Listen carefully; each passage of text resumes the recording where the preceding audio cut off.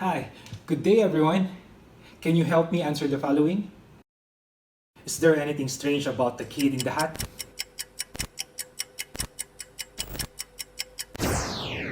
Because of the angle at which this shot was taken, the faces seem to blend together in a clear manner. Next, can you identify whether the man on the horse below is riding away from you or towards you by looking at him?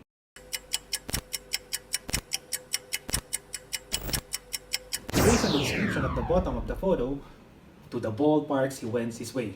We can safely presume he is moving away from us and towards the ballpark. Next, can you tell if the man is approaching or walking away from the camera?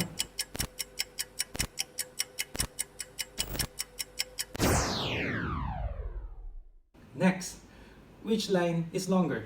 Line AB or line CD?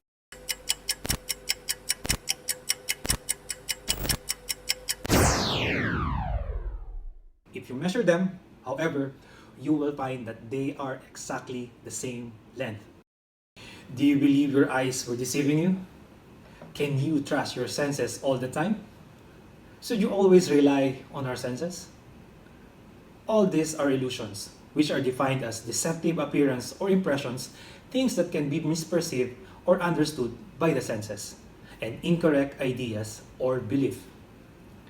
And speaking of idea and belief, should we accept something as a belief or an idea based just on our senses? Well, let me introduce to you Rene Descartes, who will assist us in exploring ideas, beliefs, and certain truth. But who is Rene Descartes? Rene Descartes, born March 31, 1596 in La Haye-Turin, France, and died February 11, 1650 in Stockholm, Sweden. He was a mathematician, scientist, and philosopher. He is regarded as the father of modern philosophy. He is most known for his quote, Cogito, Ergo sum, which means I think, therefore I am. But where did he get the idea for this quote? Descartes was more fascinated by the project of extending knowledge and understanding of the world. During the Renaissance, the preceding historical era, people have become more skeptical about science and the possibility of genuine knowledge in general. Absolute skepticism, or also known as universal skepticism, asserts that no one can know for sure whether anything is true or false. In short, they believe that there are no certain truths, or shall we say, 100% guaranteed to be true. And because of this universal skepticism, Descartes was able to have an impact during his lifetime. Universal skepticism motivated Descartes to rid science of the annoyance of skepticism once and for all, and to show them that certain truth, or 100% guaranteed to be true, is possible. And to begin this journey for the certain truth, Descartes started it by writing the Meditations on First Philosophy, published in 1641. The book is made up of 6 meditations in which Descartes first discards all beliefs in things that are not absolutely certain, and then tries to establish what can be known for sure. He wrote the meditations as if he had meditated for 6 days, and he started his first meditation by these sentences. Some years ago, I was struck by the large number of falsehoods that I had accepted as true in my childhood, and by the highly doubtful nature of the whole edifice that I had subsequently based on them. I realized that it was necessary, once in the course of my life, to demolish everything completely and start again right from the foundations if I wanted to establish anything at all in the sciences that was stable and likely to last. So, in order to accomplish the objective of having that certain belief that is 100% proven to be true, in his first meditation, Descartes proposed the method of doubt. So what is this method of doubt? The main idea of method of doubt is to examine all our ideas against the method of doubt to determine which one can withstand it and thus be regarded as certain truth, or 100% proven to be true. And that certain truth will serve as the bedrock or foundation of his belief in rebuilding everything. But first, we must distinguish between the ideas that are likely to be true and beliefs that are certain to be true, or the 100% proven to be true. You need to categorize all your beliefs into these two. The method of doubt will be illustrated by looking at this machine. All your beliefs and ideas will enter the machine on the top area.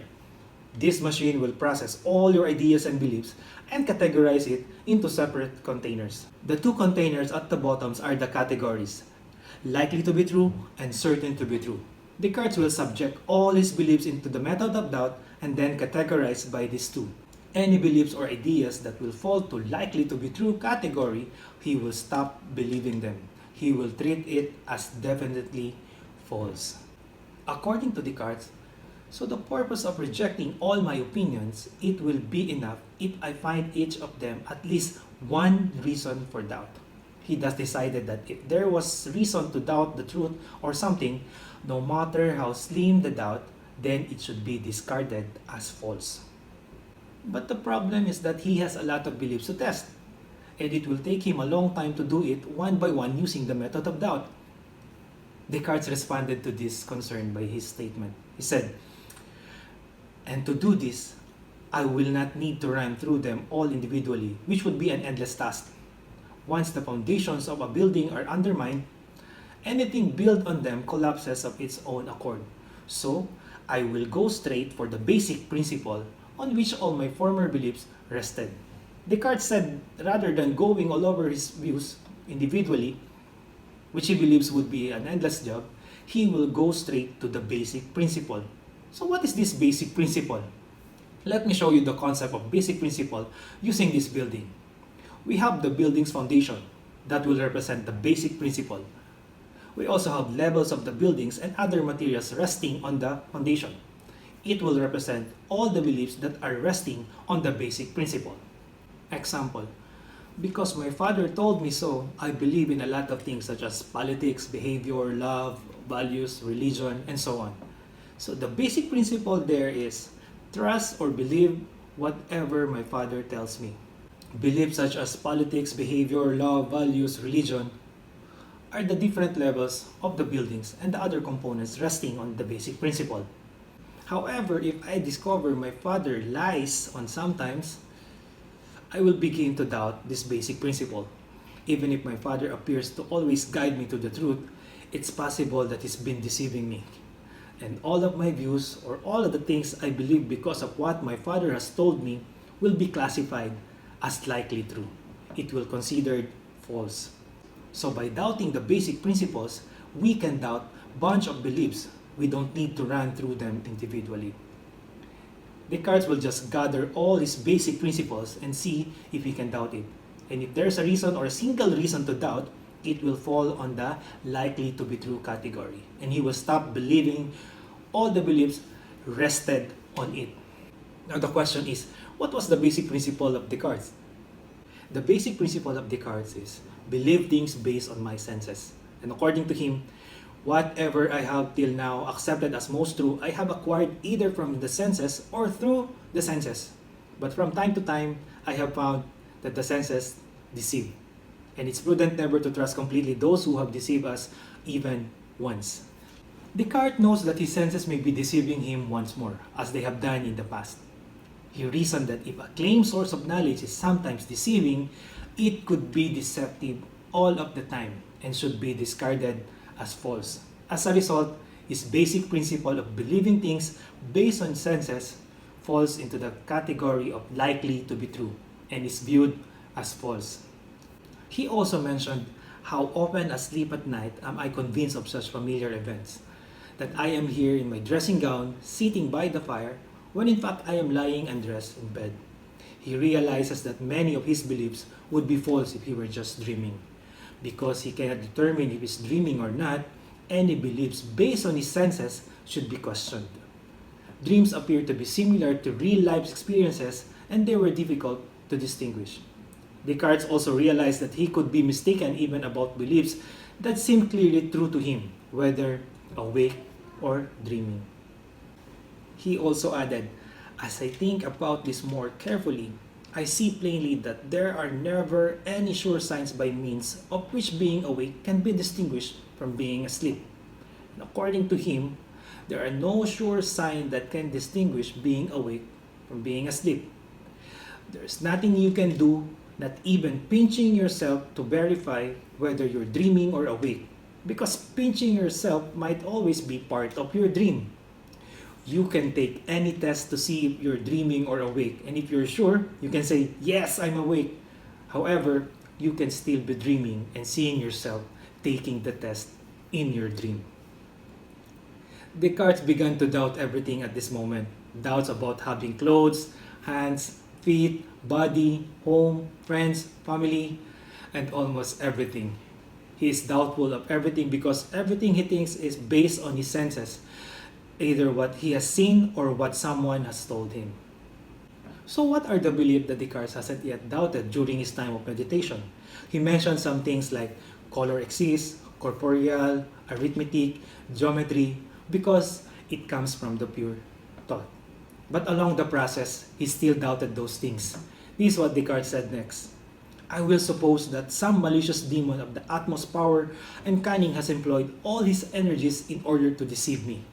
I shall think that the sky, the earth, color, shapes, sounds, and all external things are merely the delusions of dreams which he has devised to ensnare my judgment.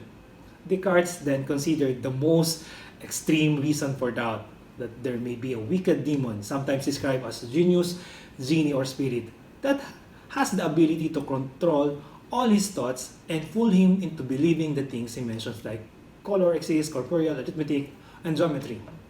And at this moment, Descartes seems to put himself in an impossible situation. Nothing appears to be beyond a possible doubt. Thus, it must be categorized as likely to be true and treated as absolutely false. He doesn't have any solid ground to stand on. He describes himself as being tossed around aimlessly by a whirlpool of universe doubt and unable to establish his foothold. Due to his doubts, he seemed to unable to even begin his journey back for knowledge and certain truth. But there's still hope. After considering the wicked demon, Descartes soon discovered the cogito, the principle establishing the existence of the being from the fact of its thinking or awareness. That there is at least one thing we could doubt or that is absolutely certain to be true, the 100% guaranteed to be true. He recognizes that the thought I am, I exist, passes the wicked demon test. This is the basic principle he used. I exist. That even if all Descartes' ideas and beliefs are false or could be false, he must exist in order to be deceived. This is the fact that when we doubt, we cannot doubt that we doubt, or thinking. And doubting is a form of thinking. And to doubt or think in the first place, one must exist. It is impossible to doubt and not exist. Even if one doubts one's own existence, one must exist at the time. Because the doubting must be done by something or someone. As a result, the cogitos I think element implies direct, immediate, and certain truth of someone's own existence. Thinking requires the presence of a thinker, which is undeniable because no wicked demon could fool someone who does not exist.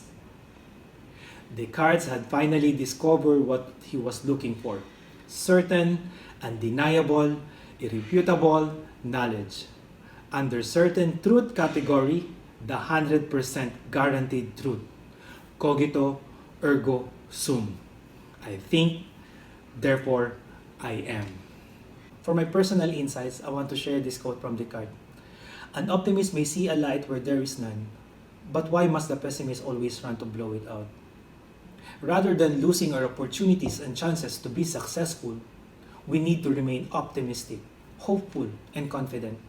Most of the time, we are afraid to get wet in the rain. We rather stay in our warm room to be comfortable. Most of the time, we're so afraid of learning new things, discover new things, explore new things, because most of the time, we doubt ourselves. We are afraid of failures. We are afraid of hardships. We rather stay in our comfort zones, our warm room, to be comfortable. We need to go outside and experience the rain. Embrace all the doubts, hardships, and failures. That's the only way we can learn and discover new things. This taught me to be open-minded, to be critical thinker, and be rational. As a physical education teacher, before sharing or delivering knowledge to my pupils, I must able to check the integrity of my own beliefs, ideas, values, teaching style, and all other knowledge. I must also be open to new ideas, concepts, and knowledge that I may incorporate and apply particularly in my subject area.